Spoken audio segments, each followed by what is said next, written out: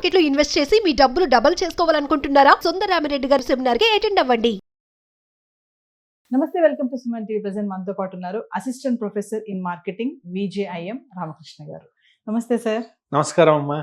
Sir, మరి Trump విషయానికి వస్తే ఎప్పుడైతే అధ్యక్షుడు అయ్యారో అప్పటి నుంచి ఇప్పటి వరకు హల్చల్ చేస్తున్నారని అనుకోవాలి. ఎన్నో వీడియోలో మనం మాట్లాడుకున్నాం. ఇప్పుడు ఏంటంటే ఆల్రెడీ H1B వీసాల పేరుతో మన వాళ్ళు సతమతం అవుతున్నారు, జరుగుతూనే ఉంది. ఇప్పుడు మళ్ళీ కొత్త బిల్లు ఒకటి సెనెట్లో ప్రతిపాదన జరగడం చూస్తున్నాము. అదేంటంటే మళ్ళీ కొత్తగా ఎవరైతే H1B వీసా జారీలు ఏవైతే ఉంటాయో మరి దాన్ని 3 ఏళ్ల వరకు నిలిపివేయాలి అని చెప్పేది ఒక బిల్ ప్రతిపాదించారు. ఏం సార్ అసలు దీనివల్ల మరి మన వాళ్ళకి ఇప్పుడు డోర్స్ అన్ని క్లోజ్ అయిపోతాయా? అంటే ఏంటి ఈ బిల్ ఏంటి? అంటే ఈ బిల్ గురించి మాట్లాడుకునే ముందు ఒక చిన్న విషయం జరిగింది, అది మాట్లాడుకుందాం. ఎందుకంటే అది ఇందులో ఈ బిల్లో కూడా ప్రతిపాదింపబడింది. మీకు గుర్తుందో లేదో, ఇంతకు ముందు H1B తీసుకోవాలి అంటే $100,000 అంటే $1,00,000 కంపల్సరీగా ఇవ్వాలని చెప్పి దాని రుసుముని వాళ్ళు నిర్ణయించారు. అది నిర్ణయించి ట్రంప్ ప్రతిపాదించేశాడు, బయటికి అనౌన్స్ చేశాడు. అయితే ఇప్పుడు ఒక కోర్టు అంటే డెఫినెట్ మన సిస్టంలో ఉంటాయి కదా కోర్టులు దీనిలాగా.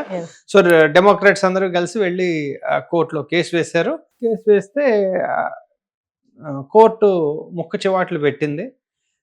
బుద్ధుందా లేదా, అలా మీరు ఏకపక్షంగా ఎలా తీసుకుంటారు ఇలాంటి నిర్ణయాలు, ఇలాంటివి చెల్లవు, ఇది లీగల్ కాదు అని కోర్టు తీర్పు ఇచ్చేసింది. ఇప్పుడు కోర్టు తీర్పు ఇచ్చేసింది కదా అని చెప్పి కామ్గా ఉండట్లా. ఇప్పుడు ఈ బిల్ ఏదైతే ఉందో అందులో ఒక 4 విషయాలు చాలా క్లియర్గా ఉన్నాయి. అందులో ఒకటి, ఈ $1,00,000 ఏదైతే ఉందో ఆ ప్రతిపాదనని వీళ్ళు లీగల్ చేద్దాం అనుకుంటున్నారు ఈ బిల్లు ద్వారా. అయితే ఈ బిల్లులో ఉన్న 4 పాయింట్లు ఏంటి ఇప్పుడు మాట్లాడుకుందాం. మొట్టమొదటిది, 3 ఏళ్ల పాటు H1B అనేదాన్ని రద్దు చేద్దాం. అంటే 3 ఏళ్ల పాటు H1B రద్దు చేద్దాము అంటే ఇంక కొత్త H1B ఏవి రావు. సో ఇంక 3 ఏళ్ల పాటు మనం ఏం ఆలోచించక్కర్లా. రెండో విషయం ఏంటంటే, ఈ $1,00,000 ఏదైతే ఉందో దాన్ని లీగలైజ్ చేసి త్రూ లీగల్ ఛానల్, ఇప్పుడు $2,000 $5,000 ఉంటుంది, అలా కాకుండా $1,00,000 లీగల్గా చేద్దామని రెండో పాయింట్.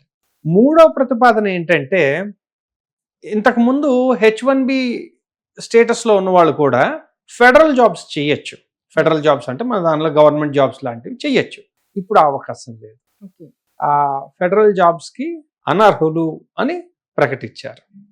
ఇంకా 4వ విషయంకి వస్తే, సో మొదటిది H1B 3 ఏళ్ళు ఆపడం అనేది అయితే, తర్వాత దాన్ని సెలెక్ట్ చేసే విధానం ఏదైతే ఉందో దాన్ని కూడా మార్చేయాలని చెప్పి ప్రతిపాదనలో ఉంది. అంటే ఏంటంటే, ఇంతకుముందు లాటరీ బేస్డ్ మీద తీసుకునేవాళ్ళు, ఇప్పుడు అలా కాకుండా వారి జీతంపై ఆధారపడి దాన్ని బట్టి తీసుకుందాం అని ఇప్పుడు అనుకుంటున్నారు.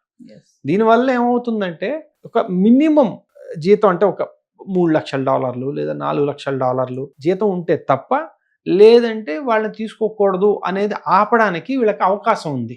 ఇంతకు ముందు ఏంటంటే ఏదైనా జాబ్కి లక్కీ లాటరీలో వచ్చిందంటే వాళ్ళు వెళ్ళిపోవచ్చు. ఇప్పుడు అలా జరగకుండా ఉండడానికి అని చెప్పి ఈ బిల్లులో ఒక ప్రతిపాదన ఉంది. శాలరీ బేస్డ్ అంటే ఇంకా క్లియర్గా, ఇంకా ఎవరు పడితే వాళ్ళు ఇందులోకి రావడానికి వీల్లేదు అనేదాన్ని చాలా క్లియర్గా చేద్దామని, ఒక ఫ్రేమ్వర్క్ లో పెడదామని వాడి ఉద్దేశం. ఇలాగ 4 మేజర్ ప్రతిపాదనలతో ఉన్న బిల్లు ఇది. ఇప్పుడు మనకు వచ్చిన చిక్కు ఏంటంటే, అందరూ ఓదరగొట్టేస్తారు, అమ్మో బిల్లు వచ్చేసింది, లేదంటే అమ్మో ఇది అయిపోయింది, అమ్మో అది అయిపోయిందని. మనం కూలంకషంగా చూడాలి. అసలు ఇది ఓకే, బిల్లు ప్రవేశపెట్టారు, ఇల్లు అలగ్గానే పండగ కాదు కదండి, అది ఆమోదం చెందాలి కదా. ఇప్పుడు ఆమోదం చెందాలి అంటే అక్కడున్న పరిస్థితులు ఏంటి అంటే, అక్కడ సెనేట్లో 100 మంది ఉండేది సెనేట్ వాళ్ళకి స్ట్రెంగ్త్. అందులో 53 రిపబ్లికన్స్ ఉన్నారు, 47 డెమోక్రాట్స్ ఉన్నారు. అయితే మామూలుగా అయితే 51 అయితే మీకు బిల్లు గెలిచేసినట్టే. కానీ అక్కడ ఒక చిత్రమైన సిస్టమ్ ఉంది, దాన్ని ఫిలిబస్టర్ అంటారు. ఫిలిబస్టర్ అంటే, ఇప్పుడు రిపబ్లికన్స్ ఏదో ప్రవేశపెట్టారు, డెమోక్రాటిక్ నచ్చలేదు, వాడు అక్కడ నించుని ఇంకా అలా మాట్లాడుతూనే ఉంటాడు. ఆ బిల్లుని వేగగొట్టడానికి వీడు ఎలా అయినా మాట్లాడతాడు. అయితే